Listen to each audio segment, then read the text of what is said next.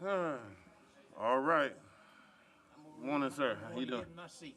You good? You good?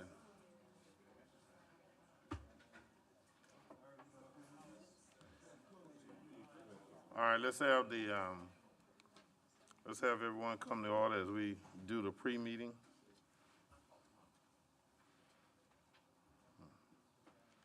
We're gonna have Minister Ross here from the Parkway Church of Christ, and then we're going to roll call, and then we're going to open it up for a public hearing. And the public hearing will be on the Second Harvest Food Bank. All right, that we already talked about.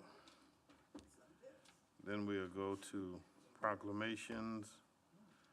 Dr. Ruskin is coming, and then we will have the players from the state championship BC cadets here with us, and then we will do employees service award. No commission items, no chairman items, no table items. All right, is there anyone who have a question about anything under items for individual actions? Any commissioner? All right, you got the staff here to answer your questions. None? That's what I'm seeing, that's what I'm hearing. All right, what about the action calendar? Anyone want to pull anything off the action calendar? Anyone need explanation about the action calendar?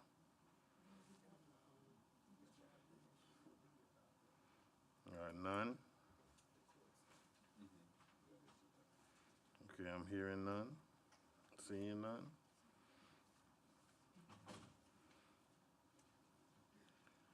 All right, and we'll go to first readers, okay, and we will read them into the record, and that's all we will do. Didn't we pull, I thought we, okay, so revise, All, yeah, all except for the fire. Except for number 3. Number 1. Number 1 and 2 have been pulled Correct. because we sent number 2 back to MPC. Number 1 and number 2 number have been two. sent back for additional information. Okay, before you can talk about reading it into the records or any other discussion, we gotta have more facts. Correct. So 1 and 2 under first reader, if it shows up on your tablet, it's going back to MPC. Yes, ma'am. Mr. Chairman, and I know you were talking about 1 and 2, but in the number 3, are we going to have more of an explanation? I mean, about whether this is going to, how this particular fee or? It's a tax. It is not a fee. Okay, so it will be just, will it be a line item on your tax bill so that you are aware of what you're paying for? Yes. Okay, and then my next question on that, and I realize this is just a first reading, Mr. Chairman, but when are we going to sort of complete the discussions of how this fee will be determined? Okay, let me answer that, okay? Here's what I asked them to do. Today, we're gonna read it into the record, and then I've asked the manager notes to make themselves available to each one of you, Okay. all right? For your individual consultation with them about this before it comes back up, all right? All those questions that you're answering will be given, and I think that the explanation is better if you do it individually or in groups of 2s, no more than 3s, all right?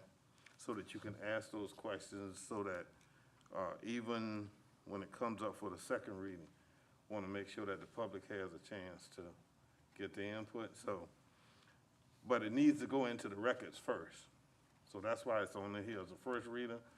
And if you will, let's hold the questions until you have the other information that there is information available, all right? But I think you need a better explanation before you talk to any of your constituents about what it means and what it's gonna say as to where it's gonna pay on your taxes and all the rest of that, okay? Okay, so we will then meet individually and they'll explain how this fee will Right. be So determined? how it will calculate what it's based on, how it will be on the tax notice. you know, And how then- it's collected, those type And of then things. we will vote on that at a later time. That will be in It'll the come up for a budget second itself. reading. Okay, You'll vote on the ordinance, which then establishes your ability within the budget then to impose the fire tax. so I guess my question, in all due respect, is suppose after these meetings, I don't know what my fellow commissioners are thinking about how this is going to be determined. And it's But just. that's what they're going to do in your individual meetings, is tell each one of you how it's gonna be determined, and then we come back as a board and see how it's Well- gonna play out for everybody. So We also, if I can, we also have on March 7th, we Right. have a workshop with the Workshop. entire board. Right. So our plan is, once we've done the individual, show you, demonstrate it, come back on the 7th, that's just a workshop, but then you know what you need to do by the next meeting. But So we'll you were all be- individual, group, and then. That full was By board. the my- seventh, that was- Yes. by the seventh, I want you to have had your individual meeting with it. Okay. So you can get a gist of what they're gonna do on the And seventh then in we the can workshop. hear Well, consensus. that was my concern. Yeah. I want the input from my fellow commissioners and as to what they might see something I don't see. Sure. And the opportunity for us to discuss this as a group, because we're voting on it as a group. Right. So I just wanted to see how this was going And to then be. we're having town hall meetings, I just wanna make sure we're saying the same thing. Right. And Exactly. see, We want to give you a script of and examples. That way, everybody is on the same sheet of music. Okay. Yeah, we're singing the same tune. let me ask all of you now, let me ask all of you to do this. Don't have your town hall meetings until after you've had your individual meeting and the town hall, and the workshop, all right? Because if you do, you're gonna go out there with no answers to some blank questions. All right? You need to know facts.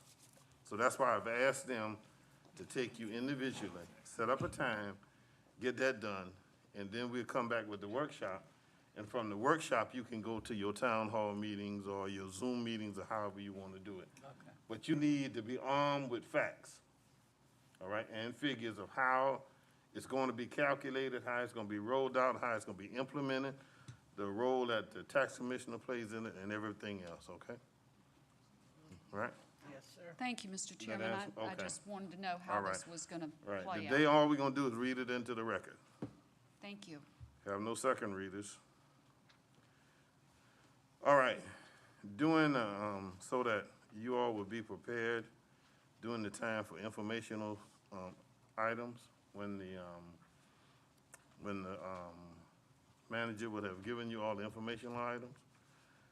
I'm going to open it up to each one of the commissioners. This does not involve the public, okay? Our maps are at the legislators, all right, for redistricting. But if you want to make a statement as to where your position is, all right, we will allow you to put it into this record, all right? But it's not a vote. We're not voting on, because the vote is over and everything is with the redistricting legislation folk, okay? But if you want to make a statement about your support or your non-support of what we voted on and agreed on, then we will enter that into the record through informational items, okay? All right? But that's not a vote.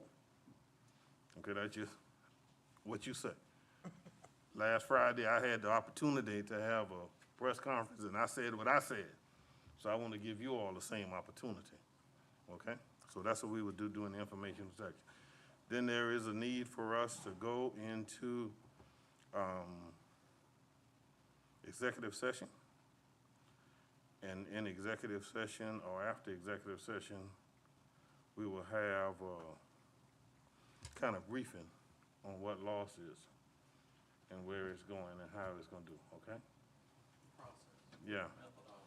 The attorney will take all that, take care of process and methodology, all right? All right, anything else now in pre-meeting that you need to know from staff? Because they're here now. Let them answer your questions. I don't hear anything, Y'all took care of all my problems, right? Took care of you. Got Bush Road settled. Hopefully. Hopefully, we got Bush Road Then, settled. then we'll work on garage and. Oh, yeah, we still have that to go. All right, so we'll reconvene in about 17 minutes. All right, here we go. Thank you all.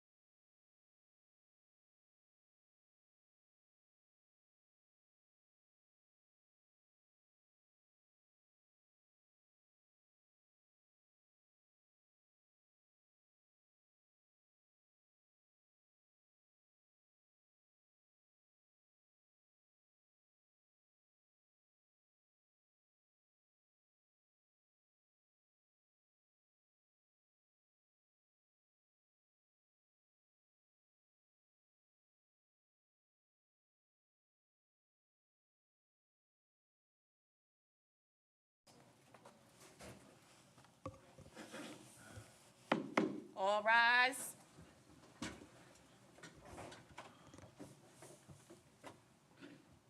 Oh yay, oh yay, oh yay. Silence is commanded by this honorable commission. All those having business, draw near. Thank you. You may be seated.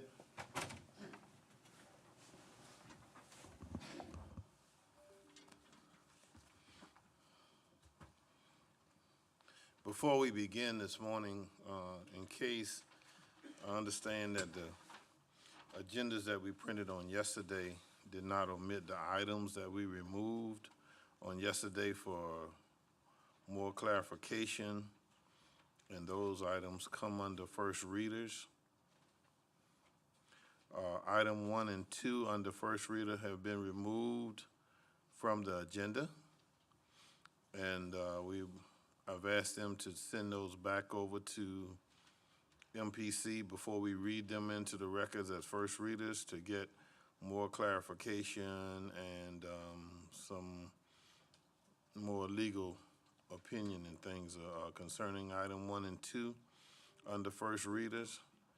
And so they have been removed from the agenda in case anyone is here that have business with 1 and 2 under first readers, and you picked up an agenda outside, we erasing those from, yes, sir.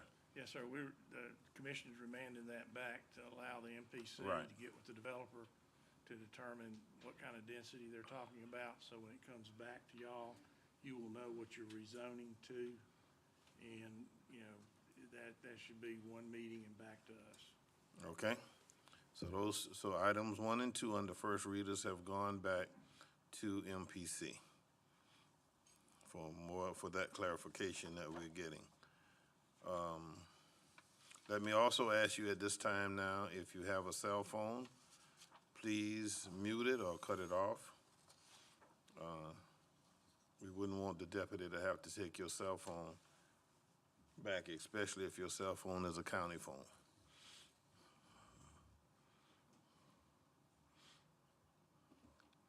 All right, let me call the February 25th meeting to order, and we have with us today Minister John Ross, who was raised in Texas but attended college in Harding University, okay, in Arkansas. He has been involved in ministry in Texas, Arkansas, Alabama, Florida, and Georgia since the early 1990s. They considered it a blessing to have moved to Savannah, and when I say they, I'm talking about he and his wife in this area in 2020 to work with Parkway Church of Christ. Minister Ross and his wife have been married for 37 years, and they have 3 grown children and 4 grandchildren. I know the feeling. Let me welcome you this morning and ask you if you will take the podium and give us your inspiration this morning as well as prayer. And I ask everyone that when Mr. Ross gets ready for prayer, we all will stand at that time, and following the prayer, I'm going to ask Commissioner Lockett that he will lead us in the Pledge of Allegiance to the flag. It's in your hand, Minister Ross. Thank you, sir. I'm honored to be here.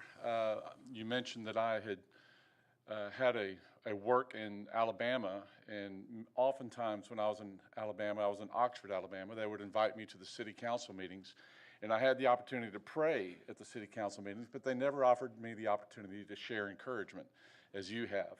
And I know that can be a scary thing because you don't know what this guy's going to come in here and say, and is he going to come in here with some agenda? I want you to know I am not. I want you to know that I'm here to encourage you. I'm here to speak a blessing over you. And anytime that you may have me back, you can know that that's my intent. And so I recently completed a series of sermons.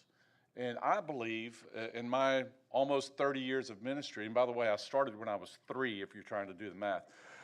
In my almost 30 years of ministry, I think it's the most important series I've ever preached because it's asking a question that a lot of people are asking, and they don't know where to find the answer. And the question is, why am I here?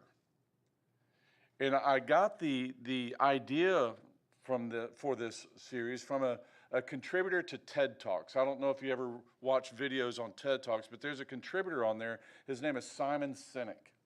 And Simon Sinek he's a leadership guru. And he's got one leadership tool called the Golden Circle. Maybe you've heard of it. I just want to take just a moment to describe the Golden Circle. The Golden Circle is a target, and it has 3 different fields on it. The outer field, which on a target is the largest field, represents the word or the question of what. I mean, the reason it's the largest field is because most people know our what. They know what we're here for. The second field, getting a little bit smaller because fewer people know the answer, is the how question. But then you get to the middle, which is very small and very hard to hit, is the why. So few people know our why. And when Simon Sinek is presenting this, he in no way means it to be a spiritual thing in nature. I have tried to take that and make it a spiritual thing, asking the question, why am I here, and using that target. So few people know why. So in my remaining minute or two, I'd like to share with you why we're here. We're created by God to last forever. He created us to love us. And He wants us to love Him in return. And when we love God in return, there's a word for that in Scripture, and it's called worship. But we're also created to know and love other people. That word in Scripture is called fellowship. We're here to model what Jesus was in the world. That's called discipleship. Now remember, I'm asking the question of why are we here? We're here to serve. I want you to recall Jesus' words. He says, I did not come to be served. I came to serve. And if we're going to model ourselves after Jesus, that means we need to serve others, because when we serve others, we are in fact serving God. I would say that each of you on this committee, the commission board, you're ministers because you're serving other people. And God bless you in that. But we're also here to tell others what God has done for us. So I want to do that. We got a couple of hours, don't we? I want to share with you what God has done for me in my life. Now, I know we don't have time for that, but it's something that excites me. It's something that I love to share my story because I've experienced redemption. That's called evangelism. We're here because God put us here. Now, I would encourage all of us to spend our time while we're here honoring Him. Let's pray together.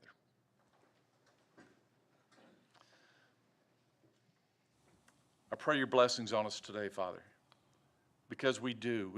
I know that there's so many hearts in this room right now who desire to answer the why. We want to know and we want to experience your love and love you back.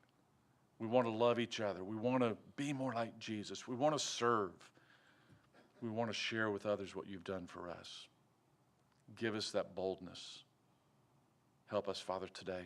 Bless this meeting, and I pray that the decisions made will be decisions, Father, that you have been consulted. In Jesus' name, amen. Amen. I pledge allegiance to the flag of the United States of America and to the republic for which it stands, one nation, under God, indivisible, with liberty and justice for all. Thank you. You may be seated.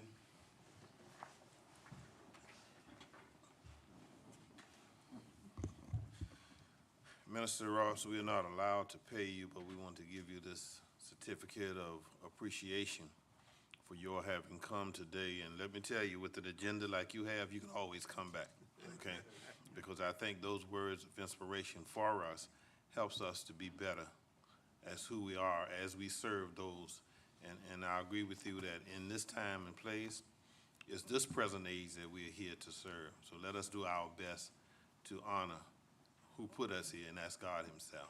So thank you, and we enjoyed you, and we hope to see you again. I hope to be back. Thank you. All right, Yeah, Thank thank you you, so sir. much. Thank you. Roll call. Chester A. Ellis, Chairman. Present. Kenneth A. Adams, District 8 Vice Chairman. Present. Helen L. Stone, District 1 Chairman Pro Tem. Present. Larry Gator Rivers, District 2. Bobby Lockett, District 3. Here. Patrick K. Farrell, District 4. Here. Tanya Milton, District 5. Present. Aaron Whiteley, District 6. Here. Dean Kicklider, District 7. Here. Okay, thank you all. At this time, it becomes our duty to hold a public hearing about Second Harvest and the grant monies that they have received. We are to discuss the $19,487,700 that has been approved for the county. All right, Community Development Block Grant to build a food bank facilities for Second Harvest of the Coastal Georgia at 1380 Chatham Parkway in Savannah, Georgia. At this time, we declare the public hearing open. Yes, sir. Mr. Chairman, we do have Ryan Krangle of the CRC Coastal Regional Commission, and he serves as the grant manager for this project and is here to explain or answer questions, whatever the board and public needs. All right. He's invited to come to the podium. And just give a couple-minute briefing if you could. Thank you for being here. Good morning. Morning.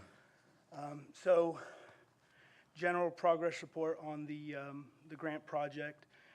It is to build a food bank facility at 1380 Chatham Parkway. The existing facility isn't big enough to serve the community, is in a floodplain, so expansion's necessary. The grant requirements were a 25% match, which is being provided by the food bank.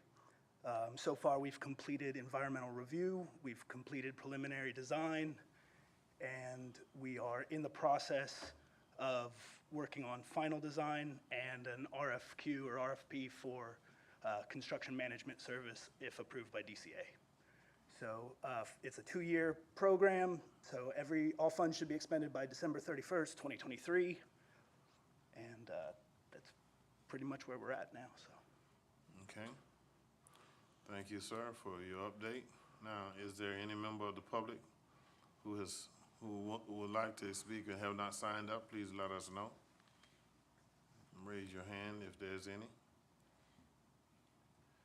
Hearing none, seeing none. All right. So shall we have just like we opened, shall we close this public hearing? I need a motion to close the public hearing, or we can just declare it closed? Okay, I can declare it closed, having none. Thank you, sir, and this public hearing is now closed. All right, we're going to proclamations and special presentations, and here with us is Dr. Ruskin.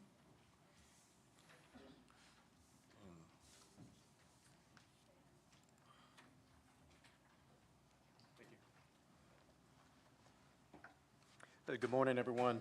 Good morning.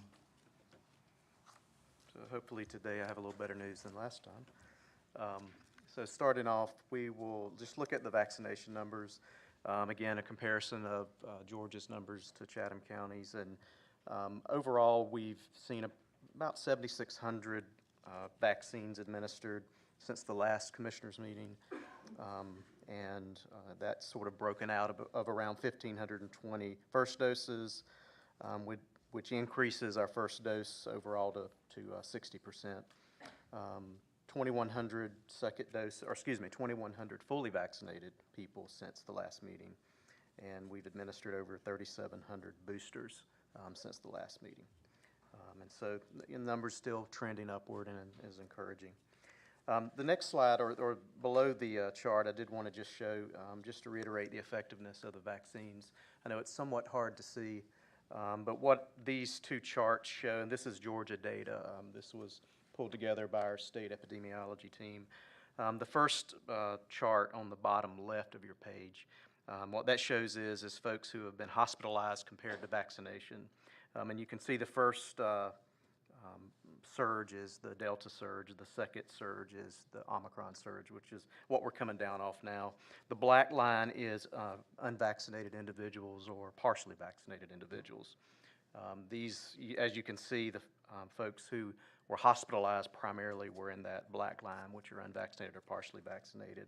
The red and the grayish dotted line is fully vaccinated and boosted. And from the hospitalization perspective, most people who are fully vaccinated or boosted are not ended up in the hospital. The chart on the right shows deaths associated with COVID. And again, the data trends very similar, obviously. Folks who are not vaccinated, unfortunately, in some cases succumb to the disease, and folks who are fully vaccinated and boosted generally don't have poor outcomes. So I just wanted to mention that as I'm talking about the vaccinations. Moving on to the next slide is our rolling average. As you can see, we've come down significantly over the last several weeks.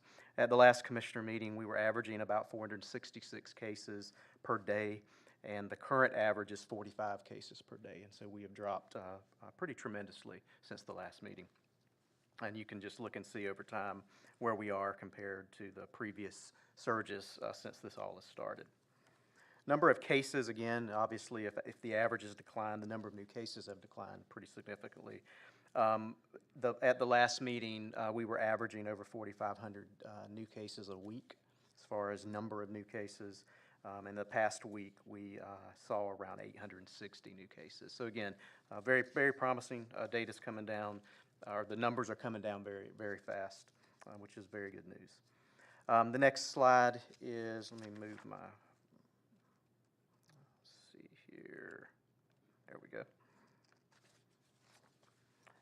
The next slide is our students by age range, and at the last meeting, we saw around 780 students in the various, or young children up to students age that were testing positive, and we're down to the last week 170 in that age range. And so all these numbers are declining very rapidly.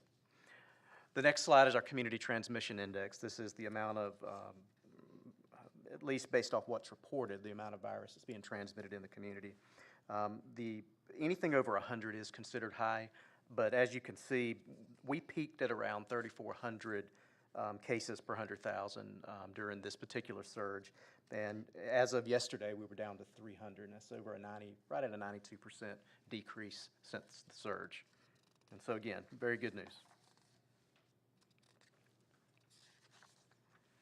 The next slide is just our historical community transmission index to put it in perspective, again, just to see where we've been over this last a couple of years.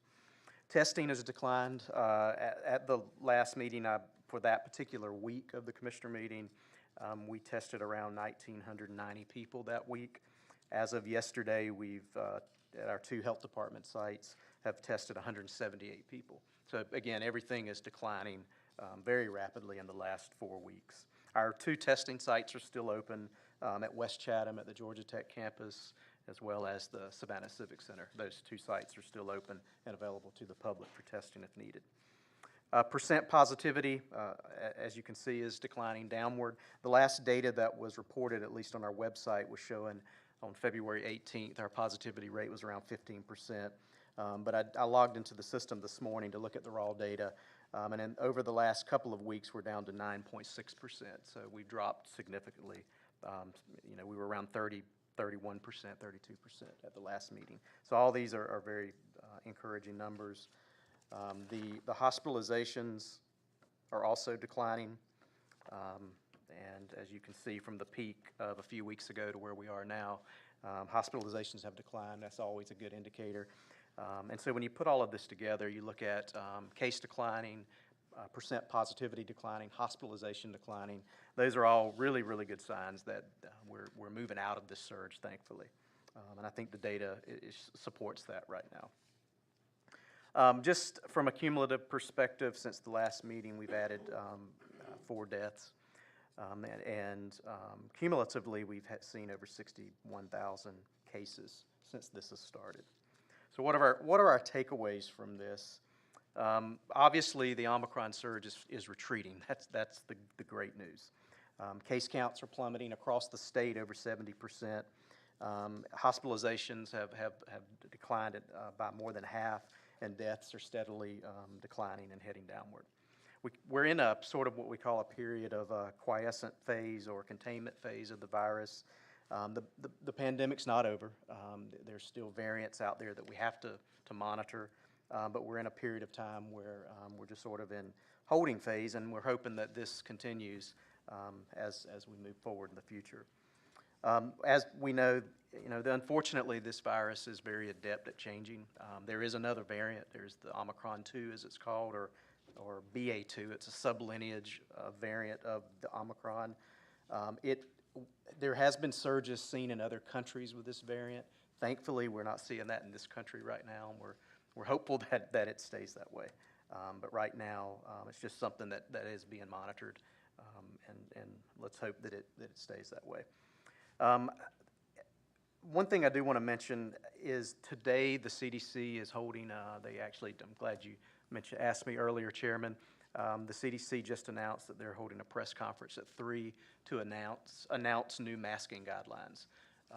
We don't exactly know what those guidelines are going to be, but we know there's going to be some kind of media information provided, and they're going to update their guidelines. Based off what we're seeing and what we think is going to happen, we believe it's going to be based more off of transmission rates in the community and hospitalization rates in the community. And so we'll see how that goes. So if anyone's interested in that, there will be updates made sometime around 3 today, and I'm sure there'll be a lot of media coverage around that. So let's move to a few non-COVID updates, some things that other things we're doing at the health department that I think you all would be interested in. We partner every year with St. Joseph Candler to offer a mobile mammography clinic. They actually bring their mobile mammography clinic to our health department sites. These particular clinics are open to women and men to be screened for breast cancer. There's eligibility requirements to be able to use this service. But our first event is going to be at our main Eisenhower Health Department site on March 22nd. And then a couple of days later, we'll be at the Midtown Clinic, and then we'll offer it again in July, and then again in October. And a lot of women and men take advantage of these services, and we're very happy to partner with St. Joseph Candler to offer this to the public. And then lastly, I mentioned a few meetings ago about our Women, Infants, and Children community garden that we have on our campus. We've been able to provide over 800 pounds of vegetables and greens to health department parents, or children and parents of clients of the health department. So we're proud of that garden. Right now, we're kind of going through a rebuilding phase with it. A lot of the garden boxes have started declining, and so we're going to be rebuilding those gardens so we can be ready for our spring garden. And it's something that we like to offer the clients that come into the health department to ensure that they have some access to healthy vegetables and greens in some cases. So I'm happy to take any questions.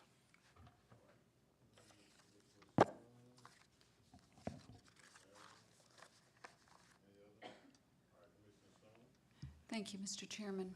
This question may not be precisely for you, Okay. but is this, the drop in these cases, is this being reflected in our hospitals at this time?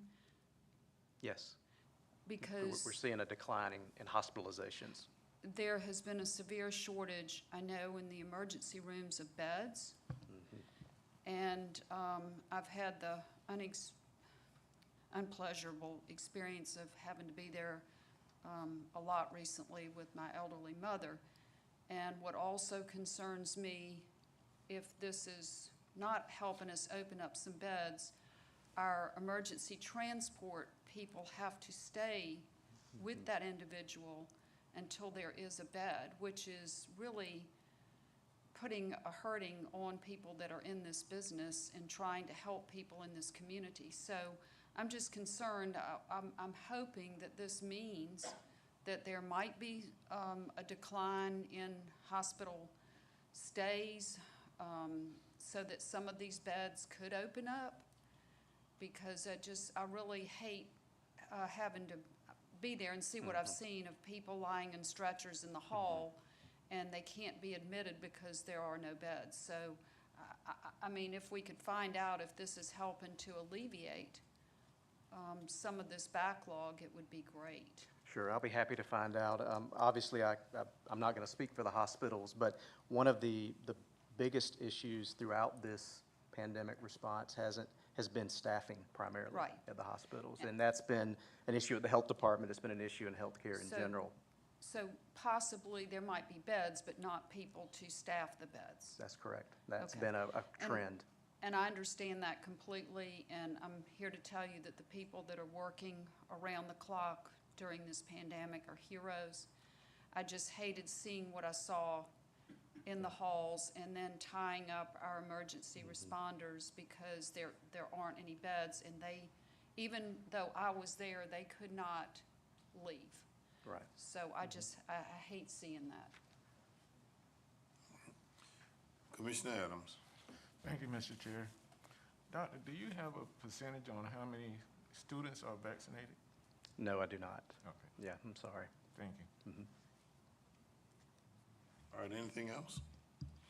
Let me say, Dr. Ruskin, we're going to be monitoring the CDC's announcement today, all right, because we will make adjustments to county buildings that we're in charge of now. That don't say I'm gonna make no decisions for the courthouse, because that's not in our, but we will make adjustments based upon the CDC's recommendation today about masking and indoor masking, okay? Thank you so much for the work you all do, and we look forward to continue partnership and keeping up the good work. Thank you. All right, thank you, and give all your workers, tell them we applaud them, all right? I'll do that. Thank you. Yes, thank you. We're going to postpone the the proclamation for the Benedictine cadets. Maybe the next time we can have all of them in here, because, you know, things will be better. So at this time, let us now go to the Employee Service Award. Mr. Manager? Yes, sir. Good morning, first of all. I'd like to invite Carolyn Smalls, Director of Human Resources for Team Chatham, and she'll be going over our service awards of folks who are well-deserving. Thank you, Mr. Manager. Good morning, Chairman Ellis. Good morning to each of the commissioners. As always, each month, I am very pleased to present the Employee Service Awards and to recognize our team members who have achieved a service milestone this month. Today, we are recognizing 15 team members who have achieved a service milestone with Team Chatham. Whether a team member has achieved 30 years or 5 years of service, each recognition is important and represents a level of achievement that is worthy of celebrating. For everyone watching, I invite you to celebrate with us. So the next time you see your team member, your neighbor, your family member, your church member, your friend who is being recognized today, take the time to congratulate them on their achievement. We are all proud that they are members of Team Chatham, and we know that you are proud of them too. So let's recognize our February 2022 Employee Service Award recipients.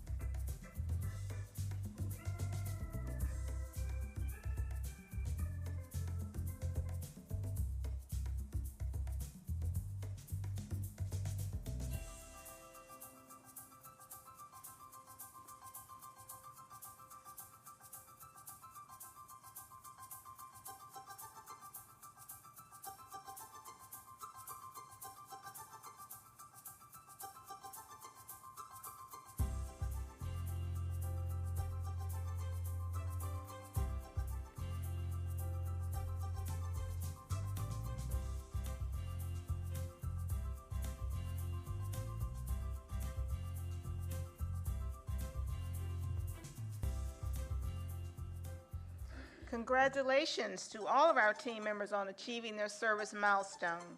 We thank them for their dedicated service to Chatham County, and we look forward to their continued contributions. Thank you.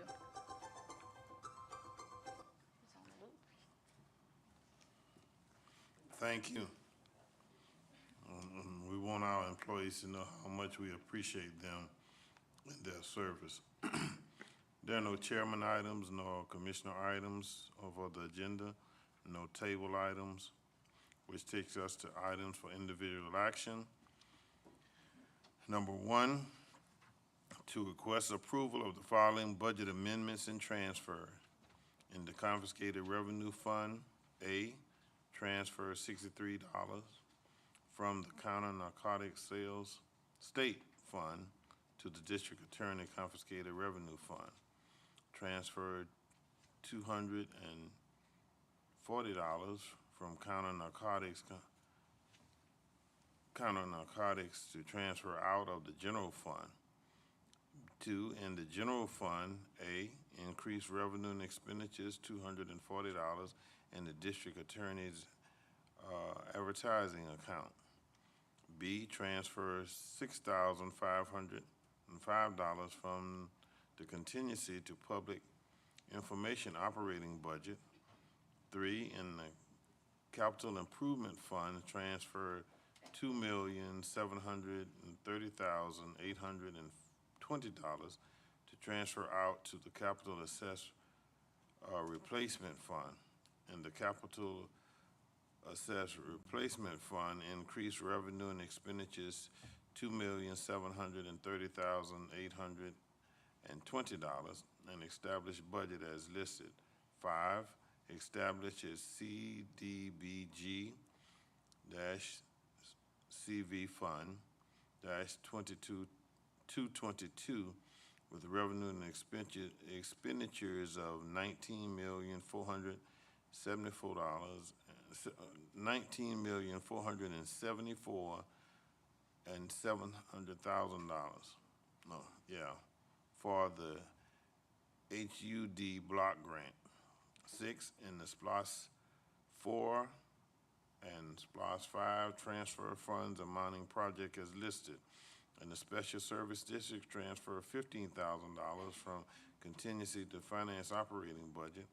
8, in the multiple grant fund, increase revenue and expenditures $563,392 in the Georgia Governor's Office of Planning and Budget First Responder Supplement Grant.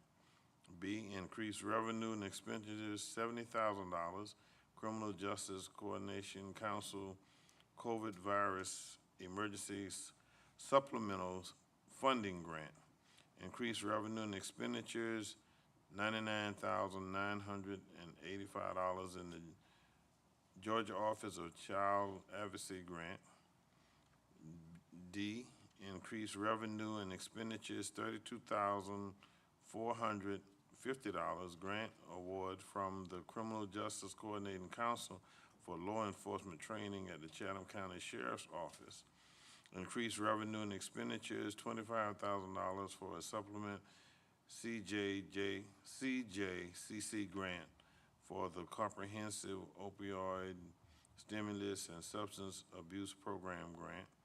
Increase revenue and expenditures $70,000 for the Victim of Crime Act, the VOCA grant.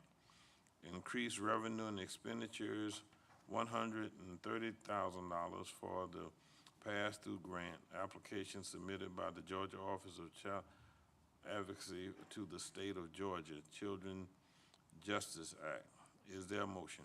Mr. Chairman, I move for approval, but I have a question when it's appropriate. Okay. Second. Been properly motion and second that we approve this grant. Ready for the questions? Commissioner Stone has a question. Any other? All right. Commissioner Kicklighter, do you? No, sir, no question. All right. Commissioner Stone. Thank you, Mr. Chairman. The money that's being allocated for the comprehensive opioid stimulant and substance abuse program, is any of this money, matching money, coming out of the opioid settlement? No. This is a state grant. It's a grant. It does not come out of So we don't these have to, funds. we do not provide any matching funds? No, not to this. Okay. It's 100%. At some point in the near future, Mr. Chairman, would love an update of where we are with that settlement. Thank you. All right. Any other questions concerning it? All right. All in favor, please say, cast your vote. Commissioner Kicklighter, how do you vote? Yes. Commissioner Kicklighter votes yes. All right, let me give you as far as we know right now, all right? The federal judge has thrown out the settlement agreement, am I correct? All right, you wanna just explain that or just let it stay like that? It's not over. Right. There's plenty of behind-the-scenes discussion.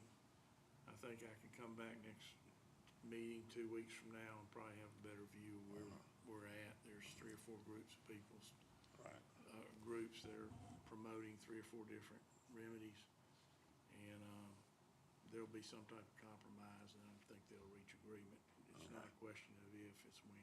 Yeah, but see, she mentioned the settlement, the judge threw it out. Okay. The judge made them go back to the bargaining table or go back to the mediation table or whatever table they're at. So right now, we don't have a settlement, even though we thought we did, we don't have a settlement. So once the judge gets satisfied, then it'll all come back to us. But he'll give you update at the, And that wouldn't surprise me if that didn't happen once or twice more, because you got so many parties involved. Yeah. That each one, what may work for one group is not appropriate for another group to make the settlement work. So we're still in the midst of it. I understand, and I appreciate the people that are working on this, and my hope and prayer is that when we do receive any funds from that, that it will go towards treatment for people that are suffering from this terrible abuse. Okay, thank you. To present the fiscal year 2021-2022 second quarter fiscal report dated December 31st, 2021 to the board for information. Mr. Manager? Yes, I'd ask our Director of Finance, Ms. Amy Davis, if she'd come up and give that presentation at this time. Good morning, Chairman and Commissioners. As you can see from that reading of the omnibus, we are receiving record numbers of grants. And when I started here, we had a part-time grant accountant. Now we have 3, just to show you how many grants we have received over the years. And I'd like to commend Tara Jennings and Vicki Center, who are primary grant accountant people for that. So anyway, second quarter, the county is doing very well financially. We ended this quarter with the collections of our second billing for taxes. So the general fund had $127.8 million in revenues and $97.7 million in expenditures. The revenues were $6 million higher than they were this last year. Special Service District had $29.1 million in revenues and $20.3 in expenditures, which is also higher than last year. Breaking that down, we had taxes of $118 million, licenses and fees $300,000, intergovernmental $400,000, charges for service $8 million, fines and forfeitures $1.4 million. The investment income was a minus $1.2 million for unrecognized losses, and miscellaneous others $300,000. So as you can see, our primary revenue source is our taxes. Special Service District, $27.4 million in taxes, $500,000 in licenses and fees, $1.2 million in charges, and $6.5 million in fines and forfeitures. SPLOST for the second quarter, we collected $25 million in SPLOST revenues. It's been averaging around $800,000 a month, which is $8 million a month. Oh, I was finna say. $8 million. Yeah, you caught me off. Yeah, you Yeah. caught me off guard then, because I was finna say, that's not what you told me the other day. Yeah. SPLOST collections since inception of this SPLOST 7 is $108.8 million. And lost, which is recorded in the general fund, is 6.1 million for the second quarter and 11.8 for the year. Just as we have budgeted and lost this year in the general fund 17 million. At this rate, we will probably exceed it by about 7 million. And then we go into the individual funds. I won't go through all of these, but you can review them at your leisure, but we're doing very well. As you can see, we have a few new funds in there, including the ARPA funds, and I believe there is well, I guess we haven't added that new CDBG fund yet on this one, but we will have another fund. Okay, thank you. And then finally, our cash and investments, we had direct investments of cash and investments were 533.7 million, including all of the individual investment accounts you see there. Cash on hand was 11.5 million, and we have 120.2 million in Georgia Fund 1, which includes about 38 million that is for our DSA bond fund for the trial court building. And that's all I have for today. Any questions? All right, any questions? All right, I see Commissioner Stone, and then I see Commissioner Whiteley in 6. Commissioner Kicklighter, do you have? No, sir, no questions. Okay. Commissioner Farrell, any others now? All right, let's go to Commissioner Stone. Thank you, Mr. Chairman. This is certainly a healthy financial report. My concern, and I've said this for any entity in which I serve on the board of directors or and involved with the organization that is a recipient of federal money, I just want to make sure you all, we are receiving a lot of federal dollars, and at some point it's going to stop. So I want to be very prudent in how we manage this money and take care of this money, because eventually this money will not, it will dry up. So I just want us to live within our means and do what we need to do and be good stewards of what we have in front of us. Mr. Chairman, if I can. Go ahead. A couple things that the finance office, folks like Tara Jennings, Linda Kramer, what we do is we sit down when we get grants. If we think it's a one-time, it's spent on one-time expenditures. Now, when we get those at maybe 2, 3, 4 years, what we do is we have a contract. Let's say we hire employees, team members. We put contracts in place that say at the end of this grant, or if the funds cease, the positions cease. Now, we always come back, we've not had to do this, to come back to the board and say, look, this was working like a champ, we think we need to invest local money. But so far we've been pretty lucky with our grants. But we're a record high with our grants, but we absolutely do that and watch it.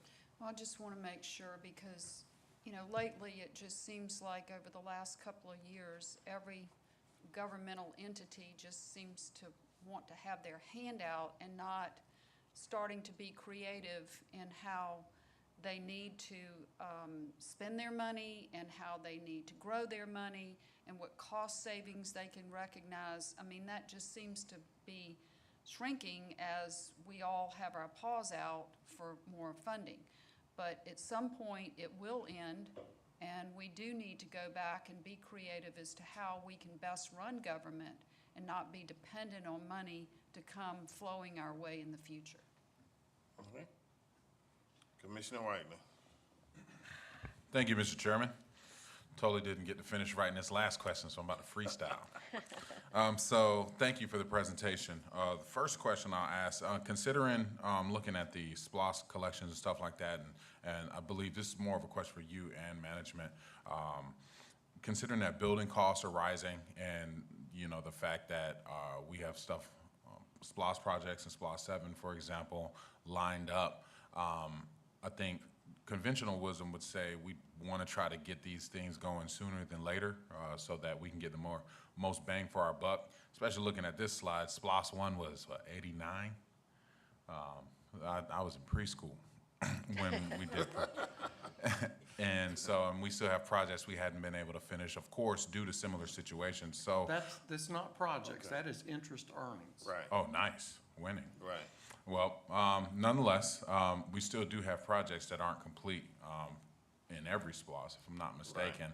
And with that, my question is, would it overextend us or negatively affect our bond rating if we were to potentially do a bond to get some of our bigger SPLOST 7 projects started?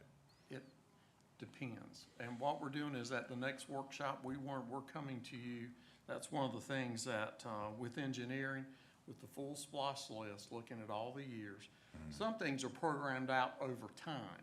But we do have like interest earnings that we can spend on projects for, if it was in, make sure I'm correct, county attorney, if it were in SPLOST 1 and the law said you can only spend it in this way, you've got the variability to be able to spend it in that way on whatever project.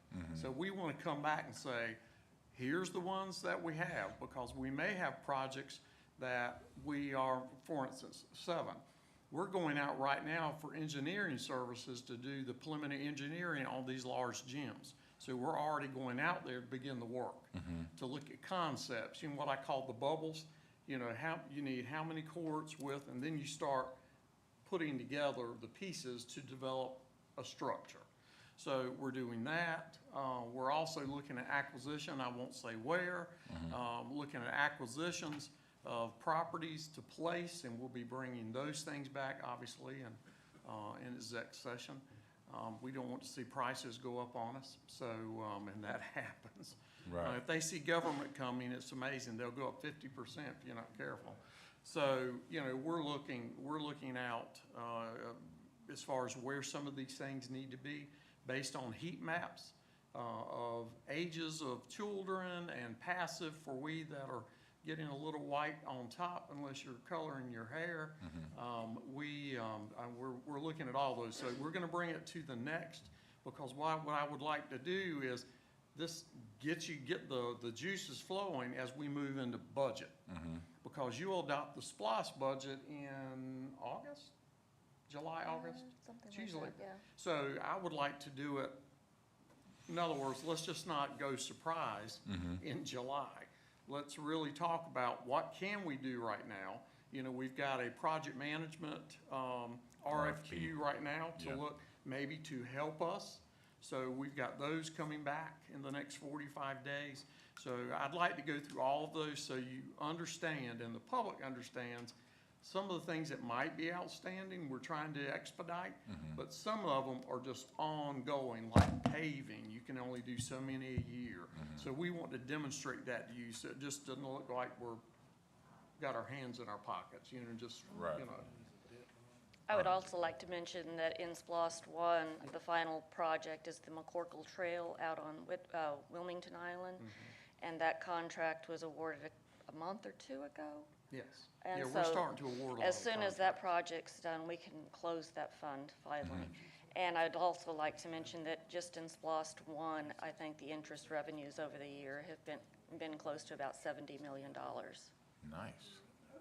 The other thing is, in talking to the attorney, Mr. Chairman, to finish the answer, and I didn't completely do that. If it's a revenue bond or if it's a debt bond, they have different impacts to your basically bond rating. So Gotcha. you want to say anything about that, John?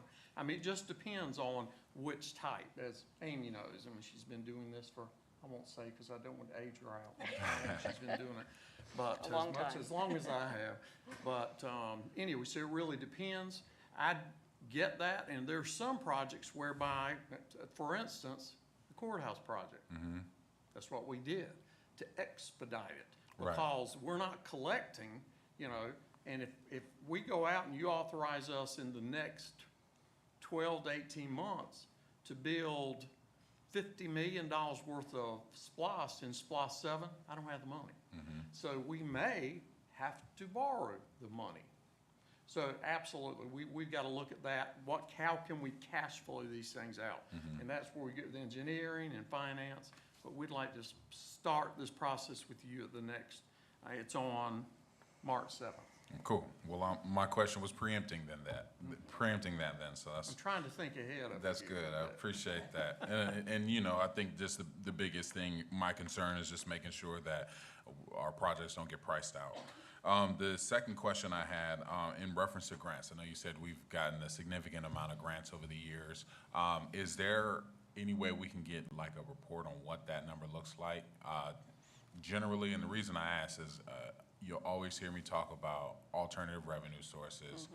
Grants are definitely a way to supplement our taxpayers' dollars, and so I want to just kind of see what those numbers look like. I'd like to be able to share that with my constituents. Yes, we could put something together for you. Yeah, we've got the grant contract, and we've got people that manage those between finance and Tara. They can pull those and give you a listing.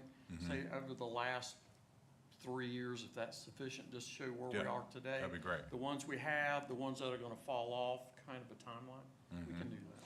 That'd be great. I'd appreciate that, Mr. Manager. And then the last question I have is, you know, understanding that loss projections are up,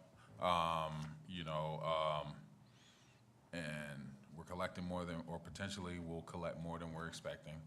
Could we revisit the idea of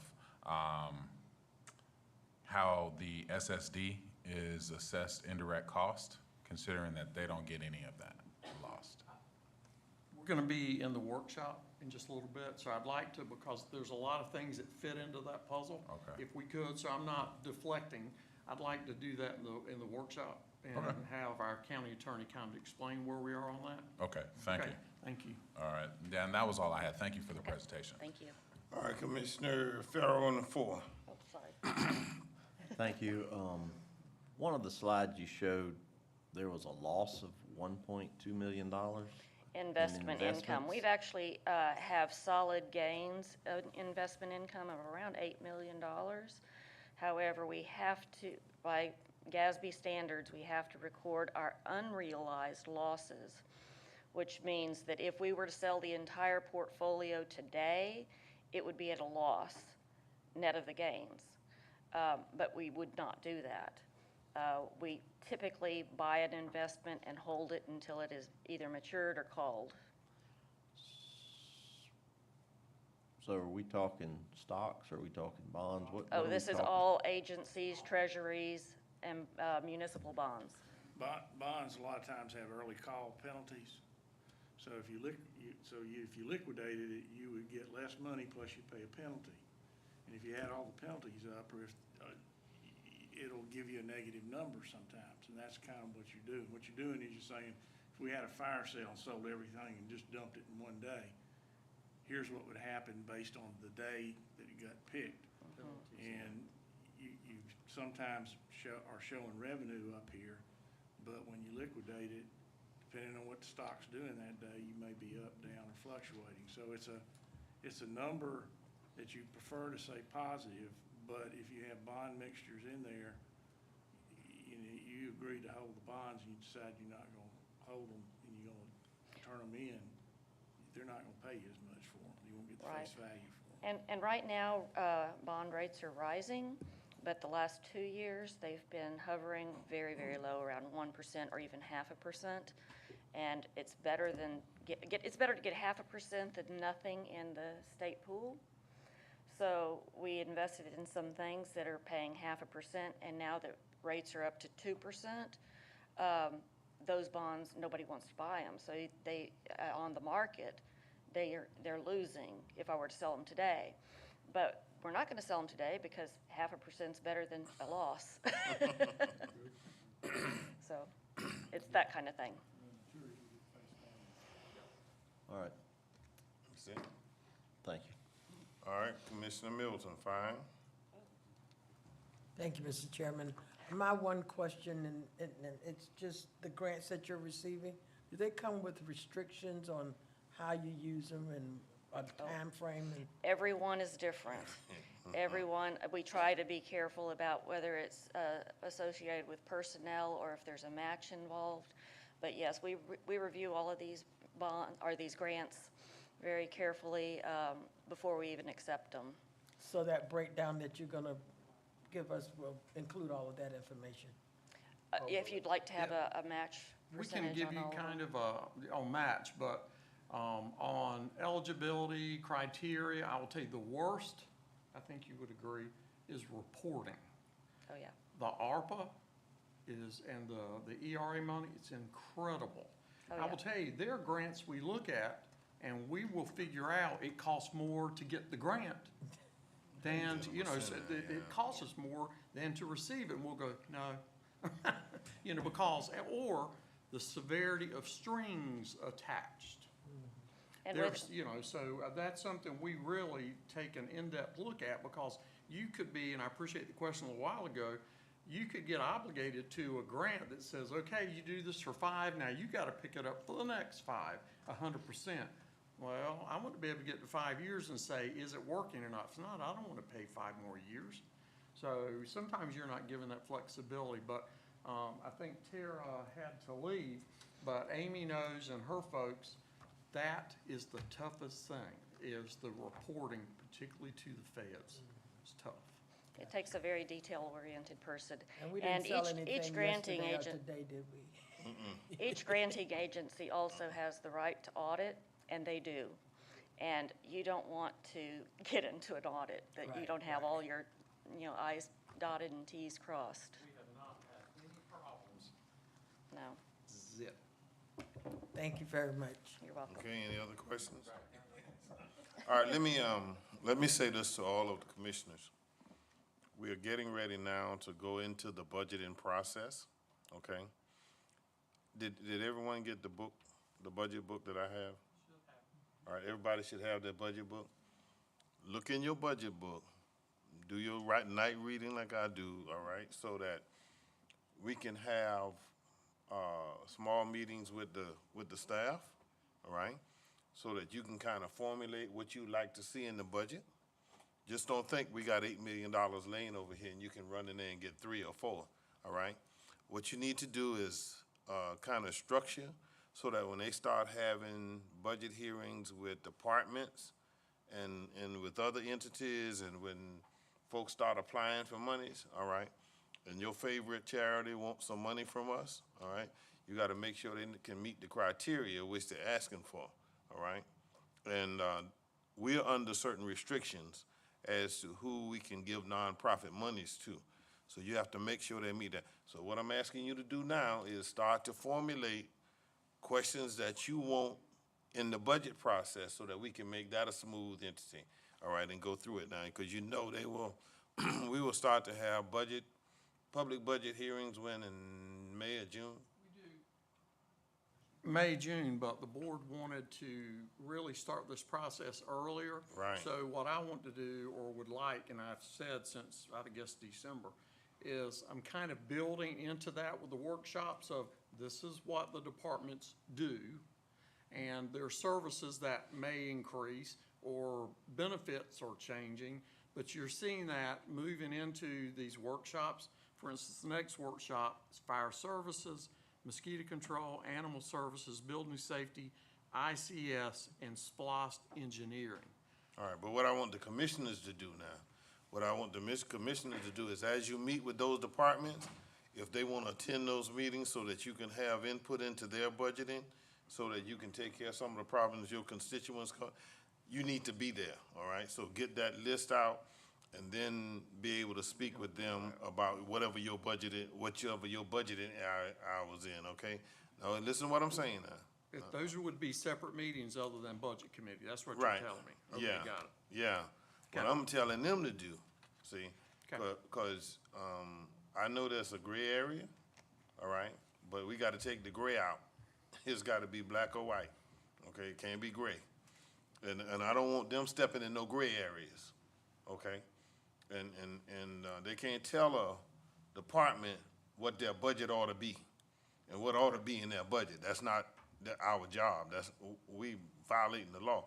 So I want to keep them out of that gray area so that the questions that they're asking you about the budget is based upon what their input can and cannot be. That's what I want to make sure. Okay, It's got just it. like, for instance, in one of the slides, we talked about the earned income, all right? We took a project that wasn't in SPLOST 1. That's why the SPLOST 1 is still up there, am I correct? We earned about $5 million, and we took the earned income and did a project with it, Yes. So it shows up as SPLOST 1. Am I correct? Now, but all the original projects that were in SPLOST 1 have been completed, right?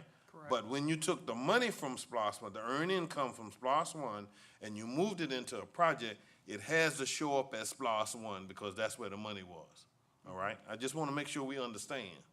See, it's not that they didn't finish everything, and I think SPLOST 1 is the only one we have finished everything in, right? Two. I think one more, but two's. No, that one, but see, that one more project was moved into SPLOST 1 with earned income money. Yeah. It wasn't on the original list. And we've closed two out. Right. See, so I want to make sure you understand why SPLOST 1 is still there. Yeah. And we'll go into a lot of detail in this workshop, because you really need to hear that and what the things that we may be recommending, but we want to hear back from the board of what your constituents are saying. That way you can get consensus about projects. Right. Yeah, we need that. All right, now, let me give y'all the other good news. All right, and this is for all the board members. I think Commissioner Lockett was the only one who was in there with us yesterday. We met with the chief of staff from Senator Ossoff's office, okay? When we were in DC, we attend meetings with our senators and with our other elected officials and with some of the secretaries. There is money available to Chatham County. The first thing I came back and asked the staff was, those monies are grants, so do we need to hire some folks to help tear out? Because I don't plan to miss no monies, okay? And so we need to have staff in place that we can get these grants and stuff written the proper way and get them in so that we don't have a delay. And I'll give you an example of what I'm saying. The state just announced the day before yesterday where they gave out $422 million in water and sewage, all right? Everybody around us got money, but we didn't get no money. So I wanted to know why. And they still researching the answer to why for me, okay? Because we applied, but we weren't in the $422 million that was given out. So I want to find out why. And so we have to go through that process, all right? And we can find out why, because there's still monies in there that the state has for water and sewage. And you know we need water and sewage because we flood a lot in here. So if we need to hire more staff to get that done, all right, so that we can get things done in a timely fashion. I don't like to be on time, because if you're on time, you're behind time. I like to have it done so that when they start negotiating or they start calibrating or whatever they do up on the state and the federal level. But we do have help coming from both of our senators and their staff, okay? And that's what the meeting was about yesterday. So our staff will be connecting with the senators' staff, both of the senators' staff, and there is monies that come out of, they identified 6 different areas on the federal level that we can apply directly to the feds to get. All right, there are other monies that we have to go through the state to get. So I want to make sure that we apply for everything that's coming this way, all right? Two of the projects that I discussed with our elected officials and our officials in DC was about the railroad crossing on President Street and the railroad crossing in Garden City on 21. Here's what I was told. I know you want money, but where's your plan? We didn't have a plan. So what I've convened now is I've asked all the stakeholders, Georgia Ports Authority, Garden City, Savannah, Chatham County, everybody else, Rail, GDOT, USDOT, and everybody else, to come to a table. Let's formulate a plan so that we can turn it in, all right, and get that money approved for those those were two of the main projects that we talked about, because this money is new monies, but It will be available for us beginning at the end of this year for 5 years. So if we can get those projects done in that period of time, let's get the money in here and get it done. So whatever we need to do to get that done. But we don't need to let it pass us by, because once it's gone, it's gone. All right, so I want you to understand why I'm asking you, as a board, to get with staff so that we can get our budget out the way, all right? So that our every year budget can be taken care of, because we're gonna be entering into some new territory. See, and they're gonna need space to work. Okay? All right, we settled on that. I request board approval of a resolution pursuant to OCGA 48-5. Oh, Ms. Davis, thank you so much, darling, for the job you do. I don't want you to go out without getting my thanks and getting the board thanks. 48-5-380, to allow the Board of Assessor and the Tax Commissioner to take necessary measures to zero out the delinquent tax accounts of the properties at the airport in compliance with all revenue tax laws. Is there a motion? So moved. Properly motion and second that the request be granted. Are you ready for the question? Any questions? Let us vote. Commissioner Kicklighter, how do you vote? Yes. Commissioner Kicklighter votes yes. All right? We're there. Now let us call on Director Serhat.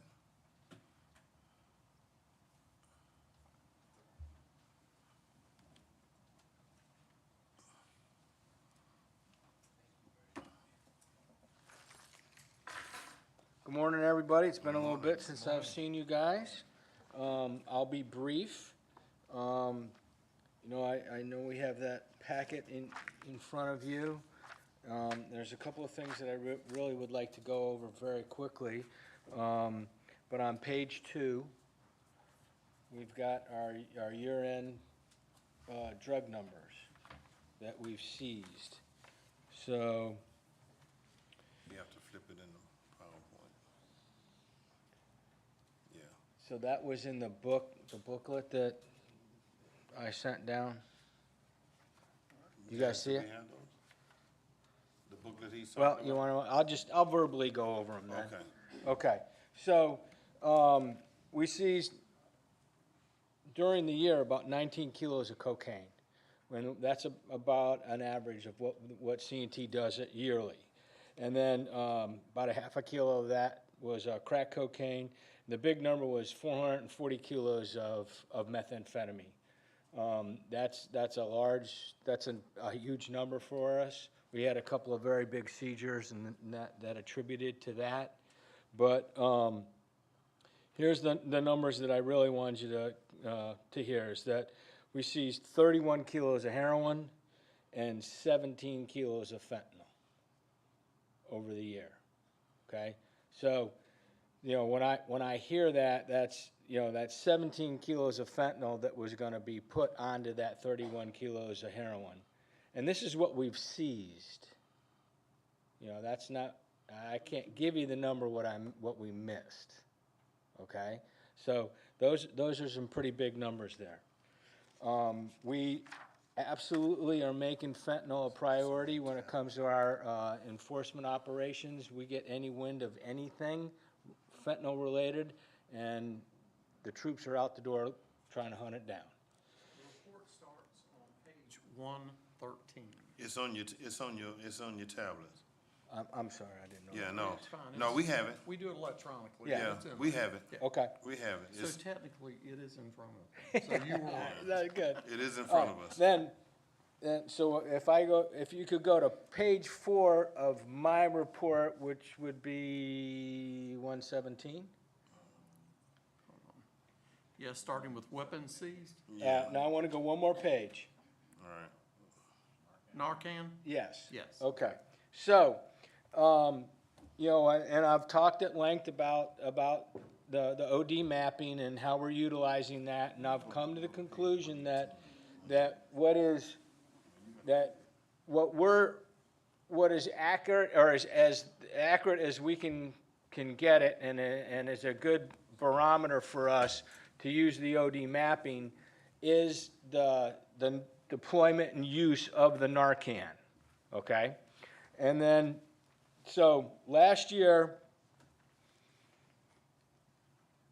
OD mapping showed that in the county, we used 432 dosage units of naloxone, compared to 177 the year before. Now, to me, that's like, oh my God, that's up like 250%.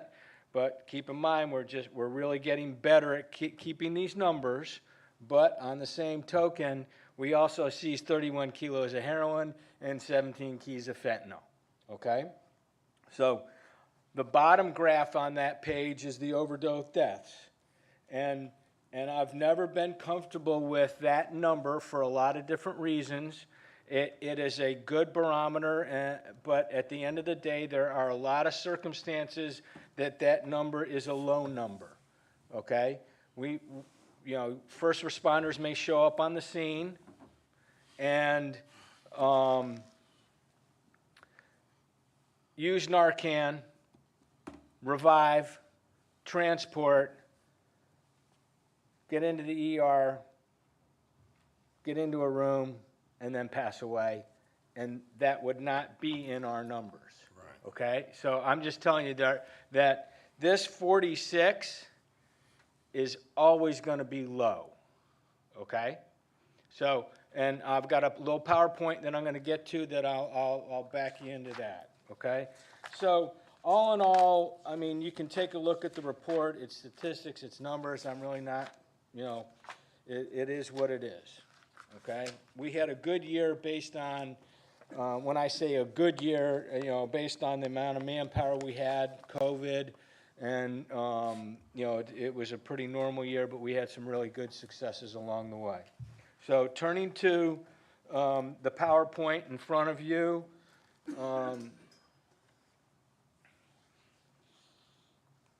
okay, so, I'm always coming in and talking about the fentanyl. So we had Port Wentworth PD, police officers taking care of business. They pull over a car, they traffic stop. They got 192 grams of marijuana, 110 grams of heroin, 71 grams of fentanyl, 24 pills of Adderall, and 6 oxycodones. Okay? And that is keeping with what I've been telling you, that all of our drug dealers are now poly drug dealers. Okay, the scary thing about that is, 5, 6, 7, 8 years ago, when somebody was a poly drug dealer, it was cocaine, marijuana, and heroin. Now it's fentanyl added in there. And so what we're seeing is the cross-contamination of the other drugs with the fentanyl being present. Okay? So we are absolutely, the myth that fentanyl has not been found on marijuana is a lie. We are seizing, maybe not C&T, but across the state, they are seizing marijuana that is laced with fentanyl. Okay? Methamphetamine laced with fentanyl. All these pills that are being purchased on the street, fentanyl. They are all made with pill machines in basements and garages.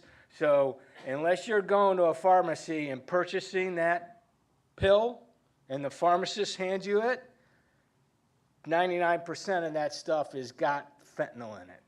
Okay? So that's kind of what that looks like right there. I mean, I've shown you these pictures before. They're no great, no relevation, big surprise there. But that's what it looks like. Once again, my concern is that with the fentanyl present with all of these, that came out of one bag. Okay? All right. So, finally, I got to the medical examiner's office in Atlanta, where they corral all of the statistics for all the ME's offices across the state. Okay?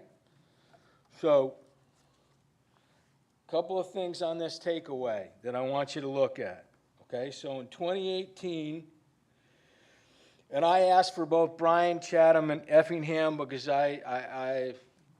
we are starting to work very closely with the other counties, especially on this. So, so in 2018, they showed that there were 32 overdose deaths within the county. That's probably as good a number as we're ever going to get because it came from the ME's office, okay? Of those 32, 17 of those, fentanyl was present. We're looking at a little over 50%. So we go to 2019, okay? 26. Total, 14. We're still at that, a little over 50%. So I show up in October of 2018, of 2019 is my first month. So boss, when I speak, December of 2019, okay? And I brought up the fact that I was worried about this fentanyl stuff, okay? 2020, we have 55 overdose deaths in 2020. That is up 100% from 2018. And 49 of those 55 are fentanyl. That's a 40 or 50% increase just in the amount of those overdoses with fentanyl. Now let's jump down to 2021. This was last year, 54. So that's where we're at. Okay? About the same overall. So that's about eight more than what our OD mapping application is showing us. So we know that that's not accurate. 100% of those overdose had fentanyl when they did the tox screen. So it's here, and you know it is an emphasis for us, and we're going after it. Hence the amount of seizures that we're making with that fentanyl. So we just finished a year-long major case investigation that I can't get into the details, but I did want you to know that we were very successful. We did numerous search warrants, and this is every bit of a year-long investigation that Major Case did. We seized 5 kilos of cocaine across those seizures, and on 3/4 of it, here we go again, heroin, coke, meth, and marijuana in this investigation. So just another little, I hope to in the next time I get back to you, I can break down a little more detail of that investigation. So C&T's opioid response, once again, I've assigned two of my agents to investigate the overdose deaths as they come in. We've done quite a bit of training we brought PAC down, and I think I've already explained that to you, that PAC came down and did training with the district attorney's office on the utilization of different charges that they have across the state been very successful with prosecuting the individual that distributed the drug that caused the overdose. And then, we are actively chasing these grants. We've gotten 2 grants that have allowed us to get the naloxone. We lost the bigger grant, and that was mainly because I don't think we could generate the stats to convince the grant people that we were worthy of that, which is another reason why I'm doing what I'm doing, so that we can statistically show, hey, we got a problem, and I can prove that on paper. And then the other thing is I'm real close to doing a public awareness prevention event. I'm still trying to hone in on the location where I can do that. With COVID, I'm getting some mixed reactions. We need to do that sooner than later. I know that, but if I can't get it, if it's not done right, I don't want to do it. I'll just have to wait till I can get everybody's attention. So I have done several speaking engagements. The last one I did was at the Southside Rotary, specifically on the opioid situation within the county, the state, and the country. So, and I will, at a drop of a hat, go talk to anybody about this subject. And then, the last thing is I've headed up a family support group for individuals that have lost loved ones to this epidemic. So we formed a core group of 4 or 5 families, and that is going very well. We've teamed up with the Recovery Center, and the Recovery Center, I asked them to provide a little training for these family members so that once we got off and running with this, we're close to announcing that. I wanted to do that at the public event, so, you know, we're coming up. That's coming up. So they've had their training. It's already starting to work within the 5 families that, you know, they're there to help each other out. And at some point, I will back away from that and let the family members run that whole organization. So I think we're the conduit, and we owe it to them to at least be a part of the initial makeup and help them get off and running. So other than that, if there's any questions, I'll stay here till Sunday. All right, any questions for, all right, let me get your number now. 8, 6, you fine? You? Okay. 1. All right, let's go, Commissioner Adams. Thank you, Mr. Chair. On these Narcan saves, how many are repeaters? I'm sorry, what? On the Narcan saves, how many are repeaters? I don't have those numbers. Okay, and I don't know if I can get those numbers. I am happy that I even have those numbers. I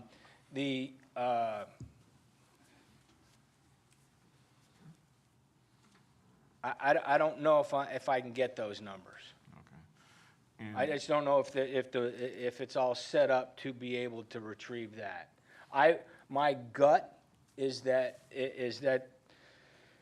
it's fairly high. And do they get any kind of counseling or services to try to get them off of this stuff? I'm unaware of whether anybody is or isn't. I think there are services out there. You know, I'm probably not the right person to be asking that.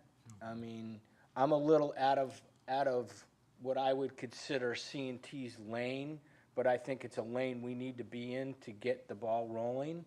I mean, like I said, I was working with the Recovery Center, so I think there are places out there that people will turn to. But I think the biggest problem is that this opioid is so powerful, it takes you completely over. It's a misnomer to say, you know, you just don't have the willpower, don't do it. Lie. Flat out. Can't be done. Okay? I've seen brain scans, and I showed that when I did my, where it physiologically alters the person's brain. Okay? And I've seen brain scans at 1 month, 14 months, after abstinence. And even after 14 months, it is not back to the original, what a brain should look like on a scan. So some of this it's very difficult. So, you know, we get somebody to show up on the scene and Narcan, you know, first responders do a Narcan, they do a save, and then, you know, typically what happens is they're not going to talk to you, and they're not going to give up who the dealer is because they are, you know, there's such a draw to the opiate. It's they don't want to lose their source. So it's a vicious cycle. Well, not that we don't see people that eventually make that, okay, I've had enough of this, but you know, it takes a lot for somebody. Okay, one other question. Yes, sir. On this fentanyl Yes, and sir. marijuana, are they mixing it or is it just in close proximity? I think it's both. Okay. I think it's both. Thank you, sir. Yes, sir. Mr. Chairman, we do want to, as far as the issue, and I appreciate Director Sarhat, this does start to get out of the lane, but he's trying to push the, as we know, for mental health and substance abuse, part of the opioid money. I think that's why Commissioner Stone brought this up, to help initiate more programs through Gateway. We've got recovery plays for all sorts of substance abuse. But when I call, it's one thing to have repeat offenders in the jail, recidivism, but this will not be the right term. But recidivism on potential overdoses, our real block is, you'll begin to see some of this as we bring this CAD record management system. That's gonna help us get some data. But the other thing is, and I've got experts in the back, HIPAA, that we would never know from the hospitals because they can't give us that data. So what I'm saying is it is, and Director Zard is right, it's very difficult to track. So our numbers will always be low, which is unfortunate as far as reporting. And I think that's what got us on the grants. It's really hard. Yeah, it really was. Yeah. Because I was really a little upset we didn't get that one. Okay, that's it? Commissioner Whiteley in 6? Thank you, Mr. Chairman, and thank you, Director Sarhat. I know y'all job is very, very difficult. My question, similar to, was not even much a question as much as it's a statement in the vein that my colleague Commissioner Adams had, in that, what if our deployment of Narcan is keeping the market alive? I think, I think that, I mean, I'm not well, saying. I mean, no, I think that's a valid point. I mean, it's, we're back to needles. We're back to, all those things that, whatever, okay? And I guess the flip side, so 100 and,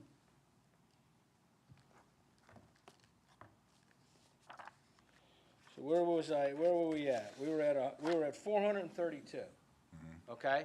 So let's just talk, we'll say that every Narcan deployment, there's 2 doses. Okay? That's the other thing I can't tell you. Okay? But, so now we're going to say we deployed Narcan at 251 times, we'll call it an event. 251 events. 251 people. You want to go there? Yeah.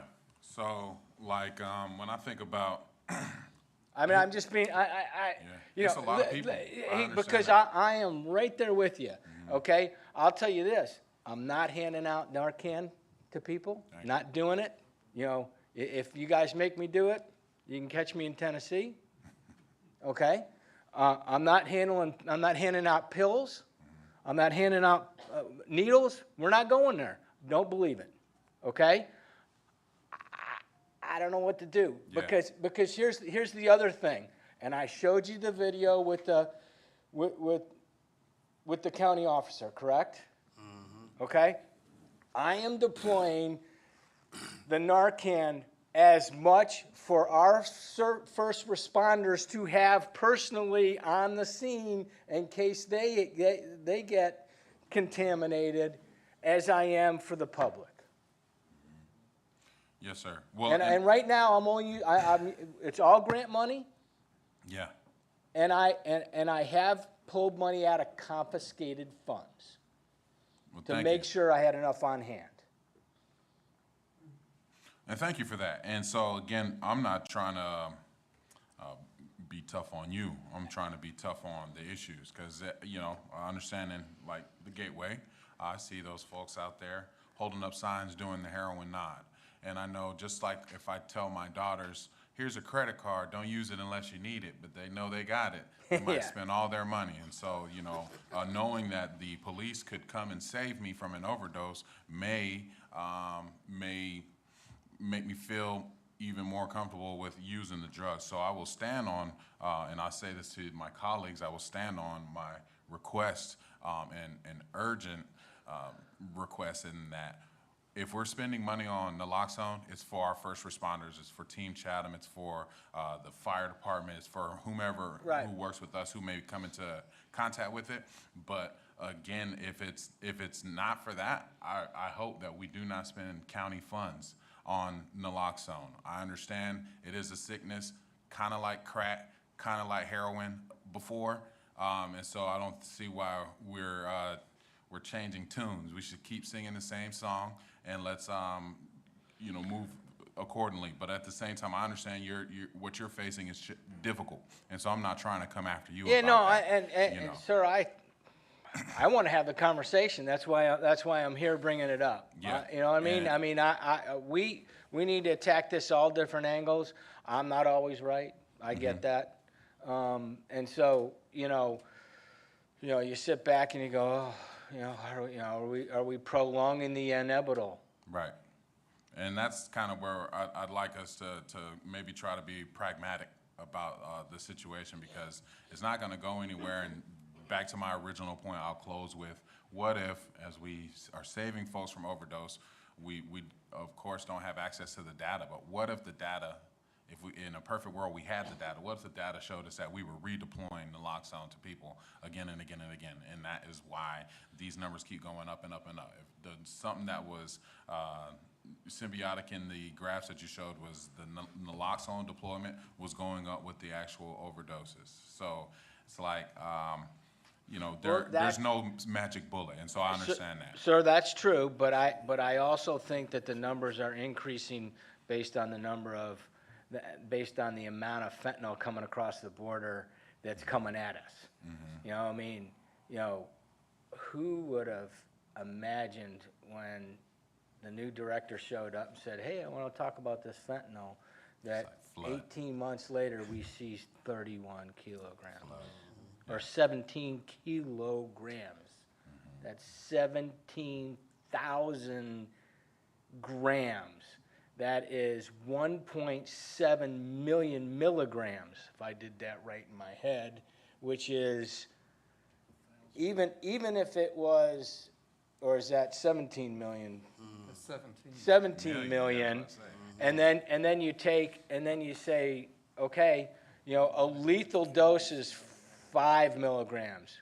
Let's double that. Let's go to 10 milligrams, okay?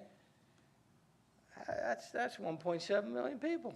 Commissioner Whiteley, one of the things the attorney and I were talking about, and we've got EMS folks in the room, you've got protocols, and you've got to put all these things on the table. When we show up as first responders, EMS shows up, their job is to save the life. Because we get inquiries, and I know EMS does, that were the protocols followed, and did you do what you're supposed to save that life?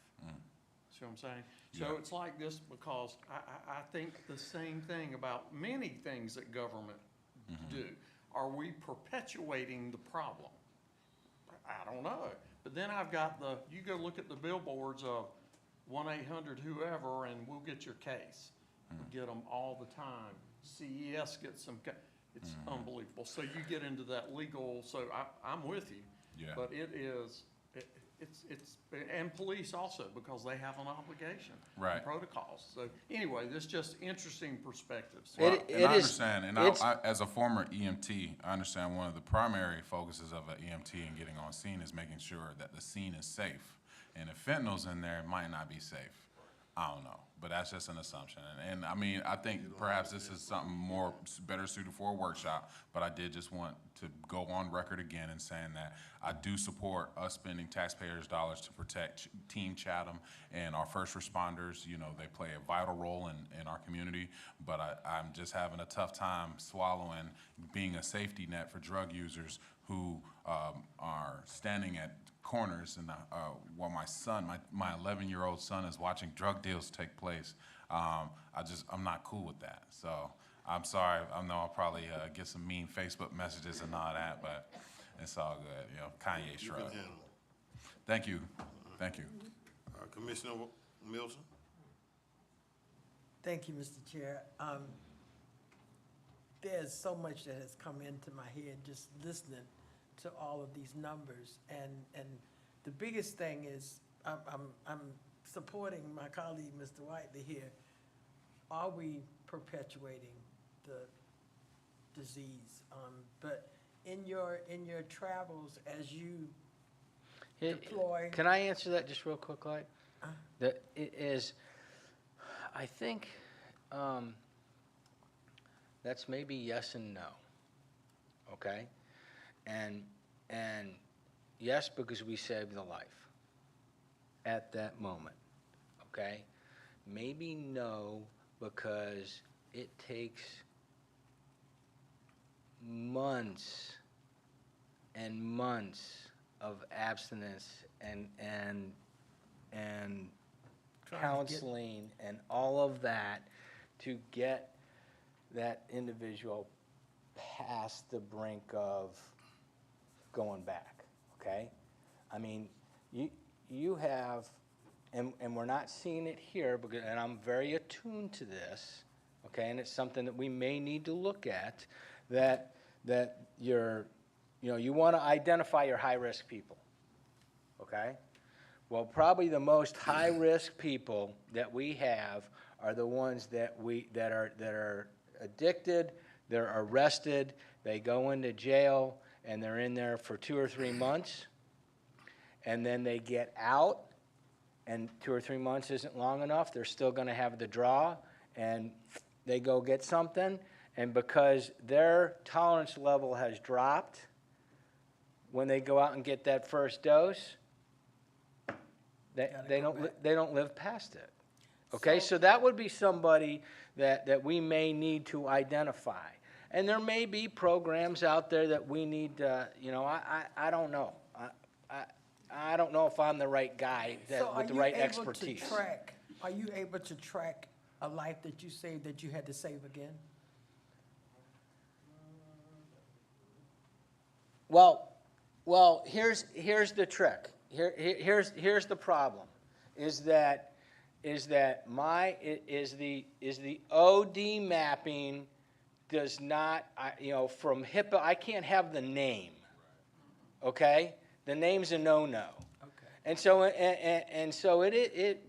I want at least the location, the sex, maybe the age, and was Narcan deployed or not, and were they transported? Some of those little things that have there's no HIPAA violations whatsoever. So I couldn't really, I don't think I could come up with that number accurately for anybody. Okay, I'm good. Thank you. We'll just keep Commissioner praying. Stone. I could if I was the one doing it all the time. Commissioner Stone. Thank you, Mr. Chairman. My question was answered. Okay, all right. Anything else from anyone? Thank you, sir. All right, guys, thank you very much. And we appreciate good to see what you you guys. all do and how you do it. All right, let us go on to the action calendar. No one indicated anything that they would want to take off or discuss. So may I have a motion to accept the action calendar in its entirety? So moved, Mr. Chairman. Second.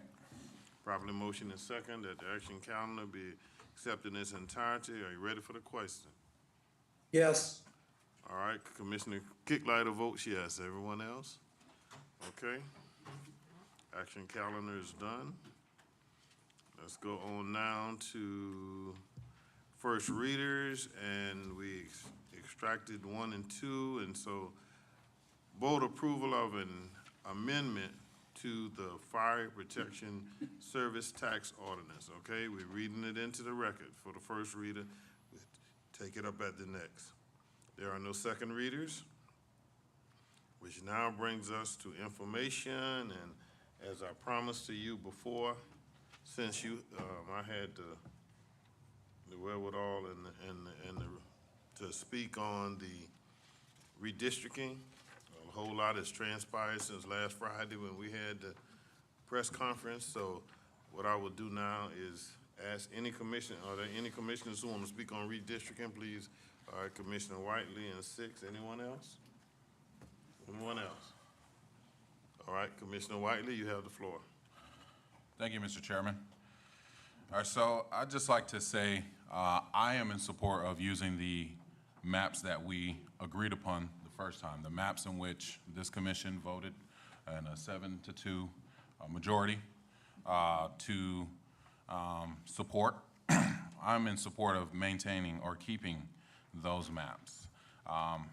Redistricting is an inevitable process, and because Chatham is such a great place to live, because Chatham is such a great place to work, it's going to continue to grow. We're going to continue to see this. 10 years later, we're going to be right back here in a situation where we have to redraw maps.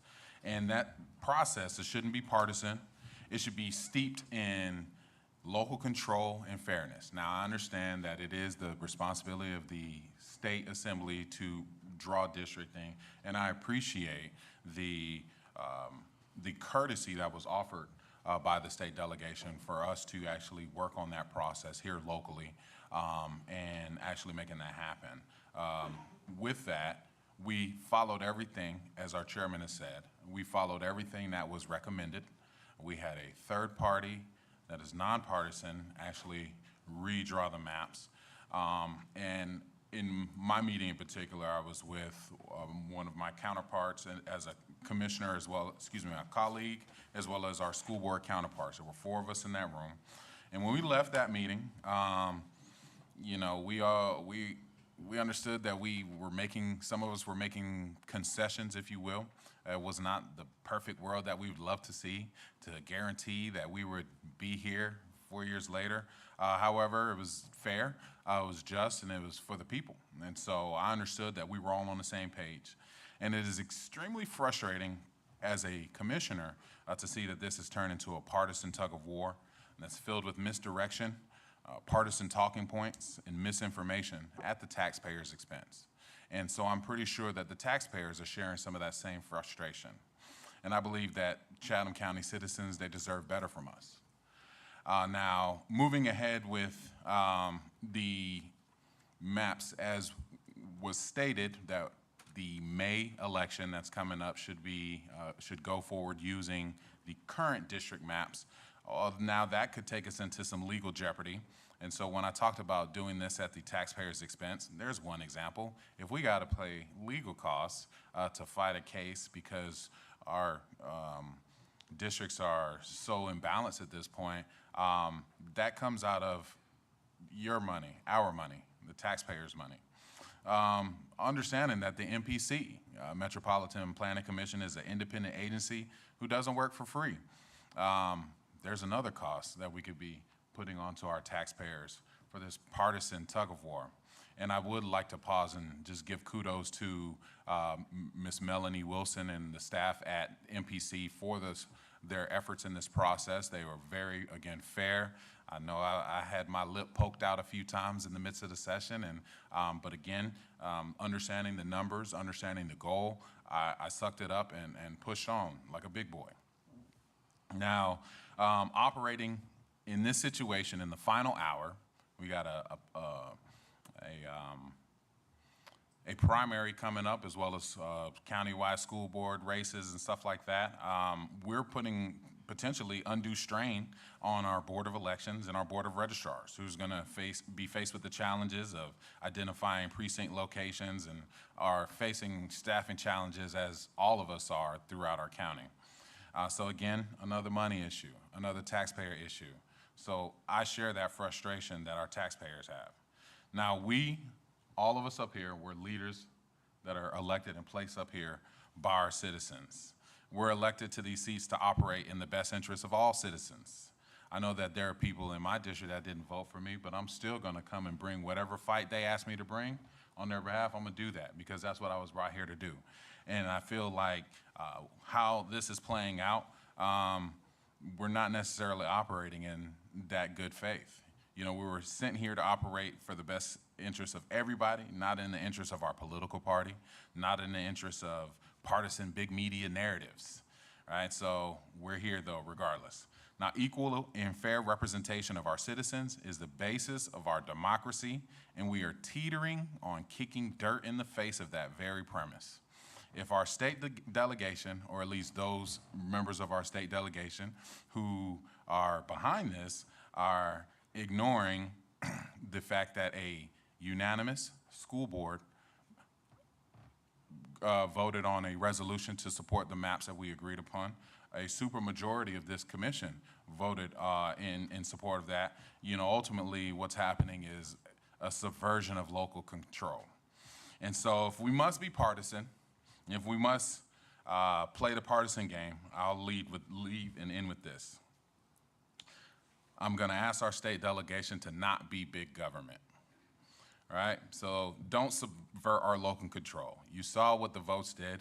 I understand it is a courtesy, but I ask that you consider the fact that we, those of us who are elected by the citizens of Chatham County, with again a unanimous vote and a supermajority vote, voted to support the maps. I'm asking that you support that also and honor that.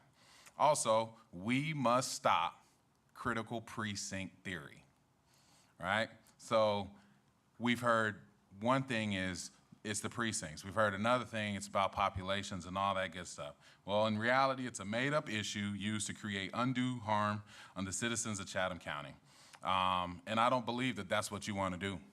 I believe that you got into this business or into this world to do what's best for the community at large. And so the last thing is, if I don't believe that it's your goal to create a mistrust amongst our constituents, but unfortunately, this fiasco has the symptoms of creating that mistrust. And so I just ask our state delegation, my colleagues, let our votes be heard and let the resolutions be heard. And so then we can do away with those symptoms and maybe get to herd immunity so we can move forward from this fiasco. Thank you, Mr. Chairman. Okay. Mr. Chairman. All right, hold on. All right, let's go. Commissioner Kicklighter, go ahead. Thank you, Mr. Chairman. I just want to, let's see, turn that around. Yeah, you got it. All right, I just want to agree with Commissioner Whiteley, basically just saying that we all agreed on this before a vote. Everyone did. And this should be about logical boundaries and representing whoever lives within those logical boundaries. And we all agreed. And coming through last minute proposing changes, you know, I don't pretend to know why or what's going on with that, but it was a nonpartisan choice because I'm a Republican and I voted to approve the current maps along with the supermajority. And I was in agreement, you know, with basically everyone when we first verbally agreed, the Board of Education and everyone on the commission, to move forward. It's, in my opinion, very fair boundaries, logical boundaries.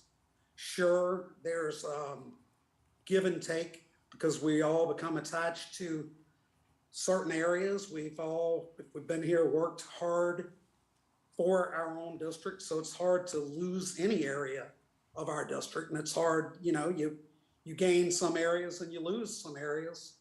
And, you know, this one, the difficult parts were really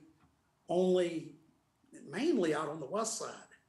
But compared to what I've been through in the past, this redistricting should be nothing because I literally lost over half the population on the last redistricting. Lost what would have been probably considered my home base. I lost the city that I was mayor of. I lost the neighboring city, which I'm, you know, polled well with, I guess you would say. But I did so with the understanding that we're all playing a part in taking what we would call logical boundaries and just representing whoever, whatever lives in your boundaries and doing the best job possible for them. And that's what we did here as a team. And I would just, you know, ask everyone on the commission and the state, I'd ask the state to respect the fact that the supermajority did approve. And I would ask that hopefully that the two that did not, I understand there's probably areas that makes more sense to them logically to have in their areas or not have in their areas. But just ask them to, this is give and take. And no one's gonna be thrilled with any of it because I believe we all pretty much lose some areas that we're connected and attached to, and we'll gain unfamiliar areas. So just in an effort to show that this is really not a partisan thing whatsoever, I just want to go on the record as stating I'm very much in support of the redistricting maps going through as we approved by supermajority in the last, at the meeting that we sent to Atlanta. So thank you. All right, Commissioner Stone. Thank you, Mr. Chairman. I would like to state for the record what occurred. When we met with the MPC, I did express my concerns about splitting up some of the islands, and I was told there was nothing I could do about it, and I did not leave the meeting in agreement with anyone. I sent in November, the very end of November, possibly the beginning of December, an email to the chairman stating my concerns that I did not approve of how this went, that I was told that there was nothing that it could be done. And so I did send him an email that I was not in support of the proposed maps. So around the beginning or first part of December, there was a Zoom meeting in which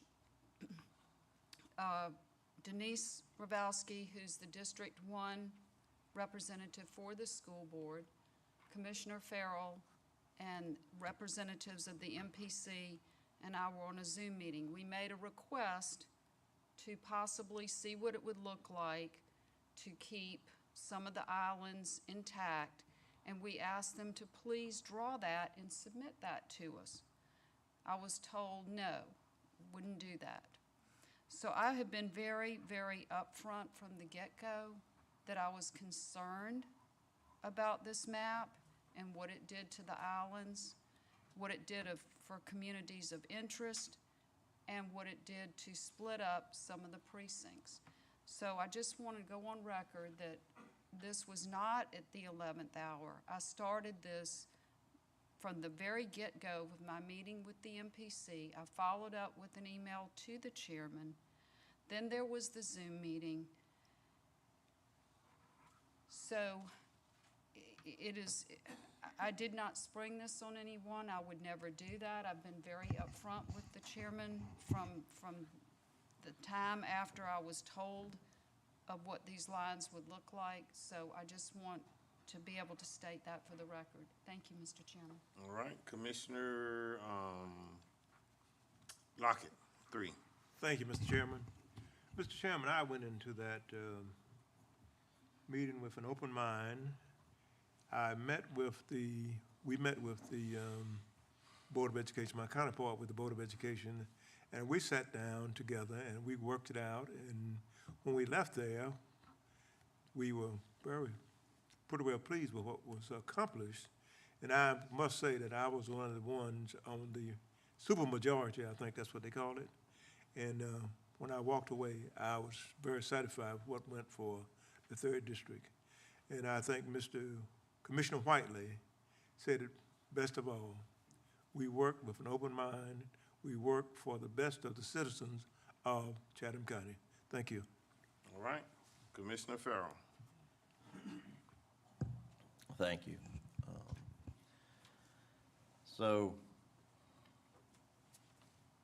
as Helen, Commissioner Stone has indicated, this was not a last-minute thing. We went through the process, and one of the items that I personally just saw that was very easy to see was that Whitmarsh Island had been divided for a number of years. And there was an opportunity to unite that island into one district or another. But yet, it was recommended that we leave one island split and then put another island into a district that hasn't represented that in quite some time. So it has nothing to do with partisanship. I mean, you're talking about the same, it was an even swap as far as, actually it lowered the deviation that was in the district. It was actually a better number. And it was my desire to have MPC put something together to present to the board and for their comments, but we never got that far. And I was frankly disappointed with the MPC, what they did about a simple request that affected 1% of the population of this county. So, when it came time to vote for it, I simply voted no, because I knew we do this every 10 years, and this was the time to address it. To look at what it would look like to keep Whitmarsh folks in one district rather than split. Because I cannot tell you over the last 17, 18 years how many times I have people from Whitmarsh that don't know who their commissioner is, simply because you would think that an island would be in one district or another because it's so easily identified by the general public. So that was my ask, that we just keep that island together, and it looked like a pretty easy move, but of course all moves have ramifications other places. But we never got that far because of the lack of cooperation from MPC staff. So that's all I have to say. Okay, everyone has had their say now. All right, I promise you, since I did it, the press conference last Friday, that I would give you that opportunity. Mr. Manager, what do we have as far as information is concerned? Real quick, you got your report, but I do want to mention earlier on the 18th, I sent you commission workshop for March 7th at 2 p.m. Mosquito Control, Animal Services, Building Safety, ICS, SPLOS Engineering, and Fire Services. But I would remind everyone on Fire Services, if you would like to get together before, give Ms. Danielle a call and let us set those up so we can begin going through methodology. Last, particularly for Commissioner Stone, March 1st, next Tuesday, the speed zone cameras are active at Isla Hogue. So just slow down. Slow down. Including county cars. Including it, oh yes. Especially county That's cars. been interesting. No, I know, but we're gonna start ticketing them ones in county cars. I don't care if it's me. The school zone. No, honestly now, I'm serious. I don't care if it's me. In the school zone, if you drive in a county car, and it's for all the county employees who drive cars, and I drive one, slow down or pay the ticket. That's gonna be don't come with excuses. Slow down or pay the ticket. The camera got you, and you can't dispute the camera. It look like you, it walk like you, it's gotta be you. All right? Now, with that having been said, we do have need to go into executive session for litigation, personnel, and, anything, that's it? Okay, all right, so may I have a motion? So move, sir. Second. Properly motion second, we go into executive session. You ready for the question? Please vote. Yes. Commissioner Yes. Kicklighter votes yes. All right?